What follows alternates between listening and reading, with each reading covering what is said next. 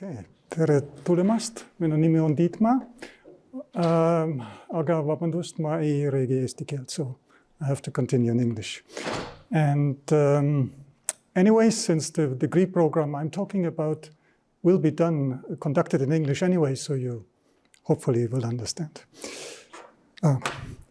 So, software engineering.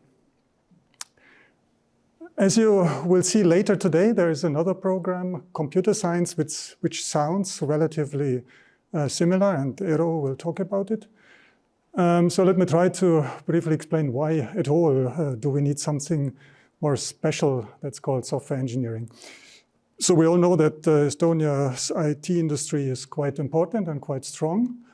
And we have these other computer science related programs that cover many different types of also application fields. And now this new program, data science, where Jaak is talking about, is even more specializing on a certain type of software. So the software engineering program is really focusing on how to develop software right, and also how to find out what software should be developed. So that's what makes the software engineering program different. And that also means that it requires not only technical knowledge, which is of course the main focus, but it also requires analytical skills, that you can talk to customers, that you can understand how to elicit requirements, that you know how to write them up properly so that the developers know what to do. But it also is about analyzing business processes and understanding the needs of the potential customers that then will be translated into software. So that's why also to a certain degree, business knowledge is important. It's because you will usually, when you do a master degree, not be hired by a company because they need more programmers, but they need more decision makers. And they need people who can lead teams and that can analyze situations and can analyze the competitors, can analyze the tool landscape that is available, the technologies that might be useful in the context of the company, and so on. So that's then basically still the blue part means this is the technical courses that you will take, and there's a large choice. It's of course still about programming. It's a bit more advanced than what you do in the bachelor program, for example, when it comes to architecture. But also the development methods that are being used are probably a bit more advanced. And the green and the red part, that is simply signaling that you will also have to take some courses that are related to understanding the business. And there will be courses that are about understanding how to also manage teams, how to manage the software development processes, but also how to, maybe create a company. Of course. And in the last years, as everything in the world, AI and machine learning is becoming more and more important.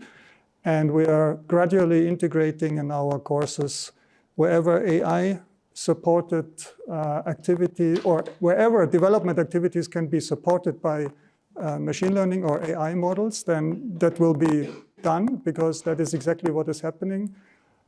Code will be generated automatically, as you know. Test code will be generated automatically. Test case selection will be done automatically. You have to minimize the number of tests if you have hundreds of tests in your test suites or thousands of tests. All this is done, is AI-powered, basically. So the data science program would be that instead of figuring out or finding out new neural network architectures in software engineering, you would only use what people like Jaak and his team, what they are developing, right? So, but it's not trivial to apply it in the software development context.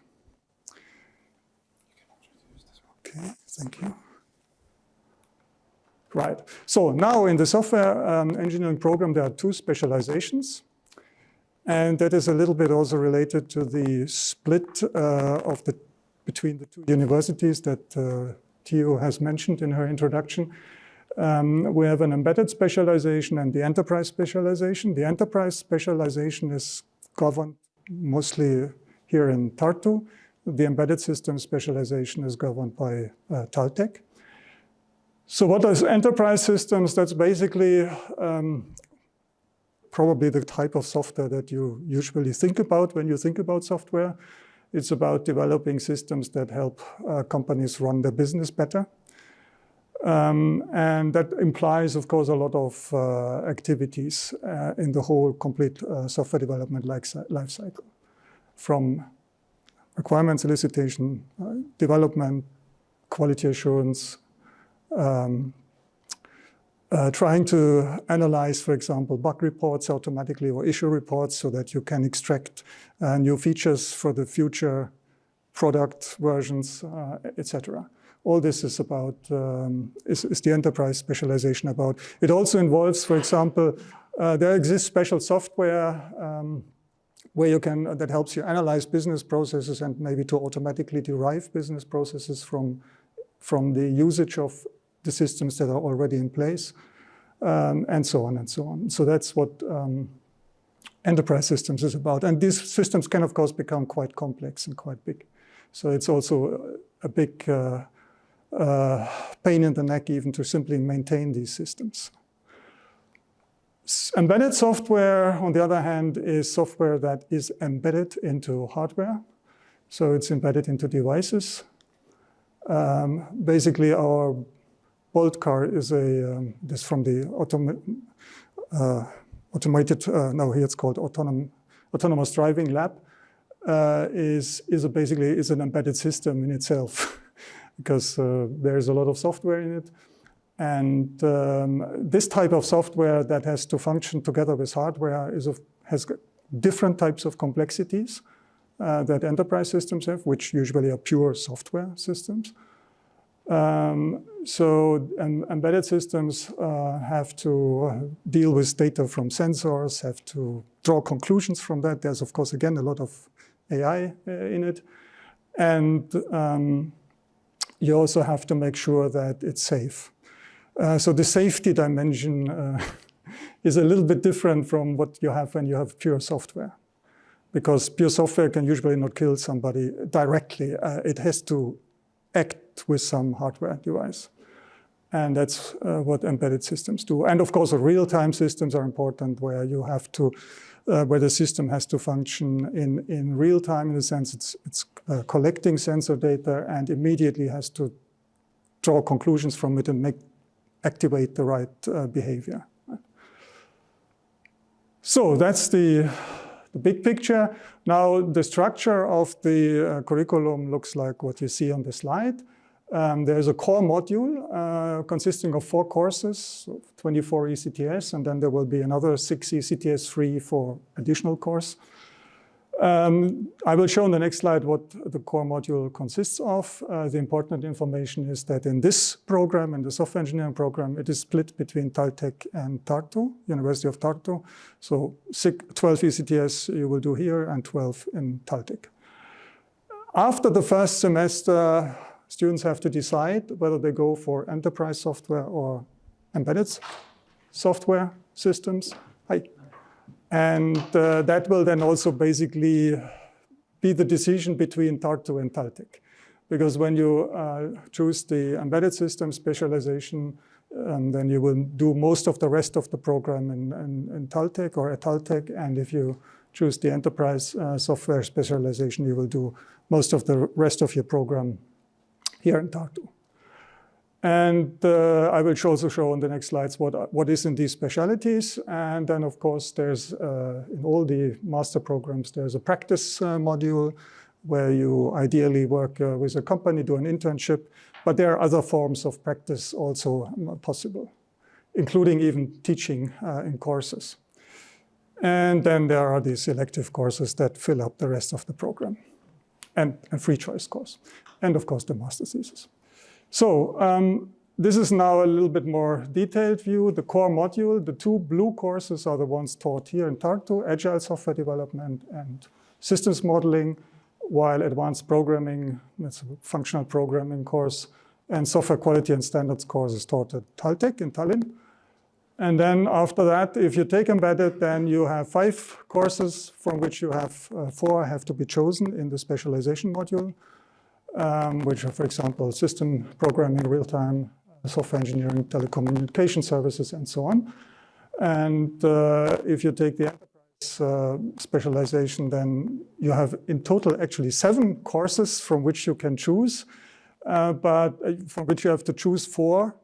But you cannot freely choose them. There are certain courses are prescribed. The enterprise system integration is basically an architecture, software architecture course that everybody has to take that one.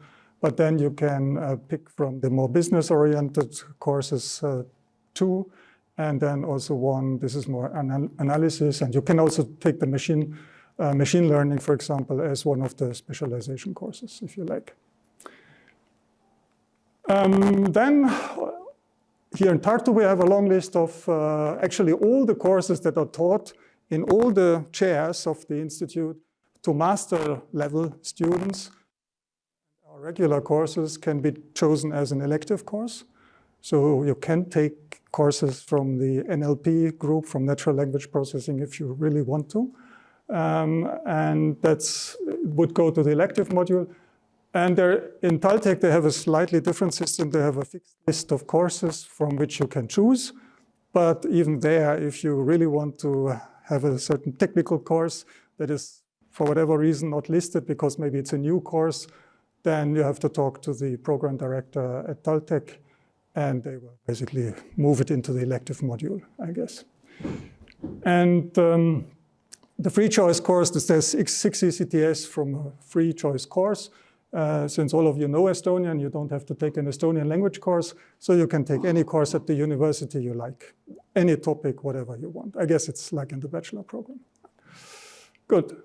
So, practice module, as I said, the original idea is that you do something that is practice-oriented, and the normal form would be an internship in a company, but even if you do an internship in a company, there has to be done some sort of administrative wrapping because you can't do anything. It has to be useful for your study program, of course.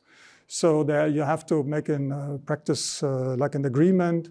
And Pelle Jakovic, I think I saw him, maybe he's here or not now. Well, we have a practice module advisor who can give more details on that. But you can also take like what is called a didactic practice. That means if you want to teach in a course as a TA, as a teaching assistant, then this could be counted also in the practice module.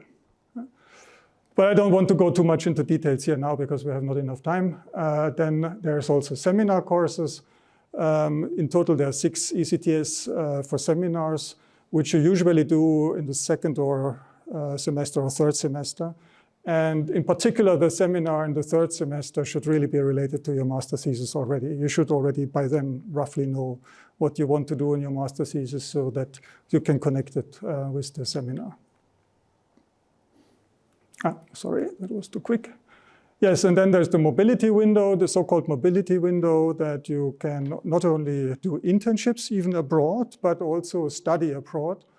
And here it says you have to take at least 15 ECTS at a listed university. So we have some collaborating universities. But of course, it's better you take more ECTS than only 15, because otherwise the other 15 would be missing in your program. It's just that if you have even less than 15, then you can't do it at all. And yeah, even there can also be seminar courses and so on that you can take abroad at one of the partner universities. So then, because I'm slowly running out of time, you know already about the deadline for submitting, 15th of March. And there's a webpage where you can find information, more detailed information about the software engineering curriculum. There are, of course, also some kind of, the tuition waiver. I think practically all Estonian students will not have to pay tuition. It will be waived. And there is then also the possibility of getting some scholarships and stipends. And again, I mean, I'm not sure if this is now the up-to-date list. I took this from the webpage of a few months ago, but here's a webpage where you can find the full information. These are the people. So that's me, as you see. Gerd Kanter is the important person from TalTech. So he's basically my counterpart at Technical University TalTech and in charge of the embedded specialization. So if you even want to know a bit more, if you plan to maybe do this, then it might also be interesting to get in touch with him. Then Pelle Jakovic, I mentioned already, he's the practice coordinator, so he knows about practice module. Again, since we have this split program, the counterpart at TalTech is Tone Nux. And you probably have seen at least Paula. She's administering or helping with the administration.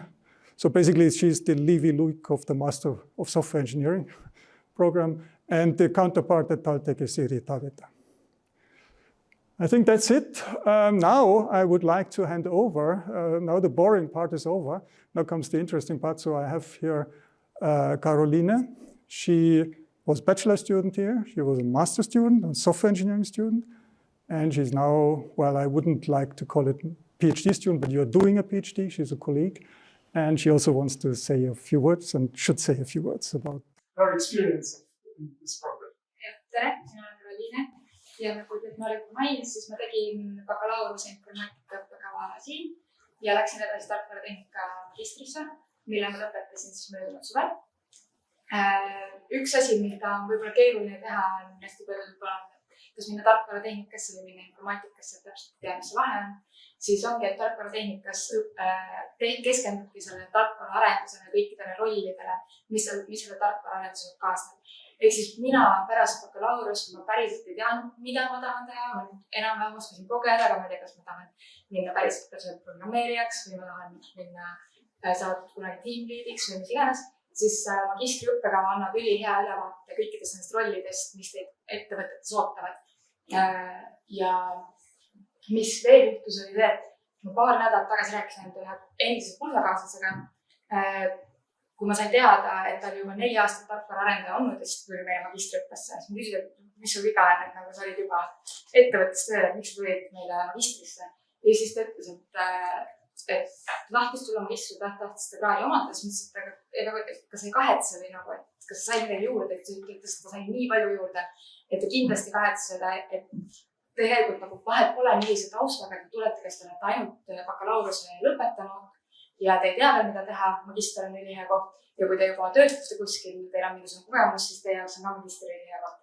Aga tarkvaratehnika magistris, see ei ole ainult see, et saaks ettevõttes tööle, vaid mina nüüd olen tegelikult doktorant ja seal tarkvaratehnika suunas on tegelikult hästi palju teadusvõimalusi ka, et kui te tahate teadust teha, see tähendab, et te peaksite minema informaatikasse või võite tulla tarkvaratehnika magistriõppekava.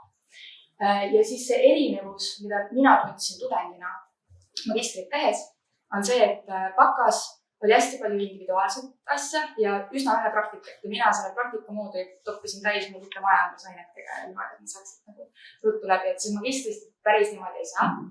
Et magistris esimene aasta te võtate aineid ja seal need ained on niimoodi, et hästi palju on grupitööd.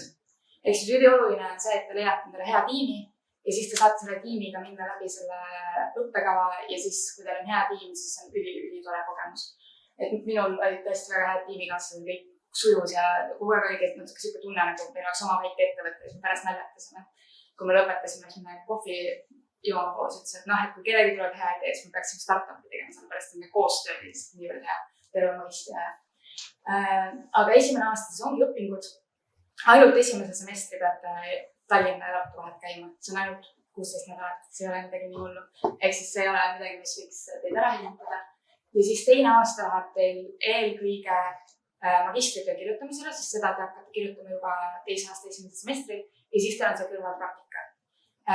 Ja praktikat on magistris rohkem on 18 EAP-d ja enamasti seda tehakse ettevõtetes. Paljud käib ka sinna ettevõttesse tööle, kus nad praktikat tegid.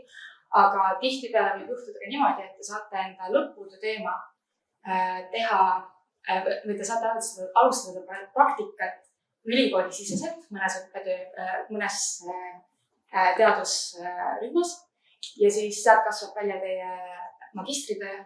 Mõned said ka magistritöö teha nagu tööna ülikoolis ja siis on väga suur tõenäosus, et te saate tulla edasi doktorantuuri tegema. Ehk siis magistritööd tehes on väga hea võimalus tutvuda juba enda potentsiaalse juhendajaga ja vaadata, kuidas teie koostöö teha. Ja mina olen siin ka pärast snackide peal, ehk siis kui teil on mingeid küsimusi konkreetselt, kuidas mingid asjad on või kuidas ma tundsin või mis ained olid ja kas nad olid rasked või mida iganes, siis võite tulla mu käest küsima, vastan hea meelega. Aitäh!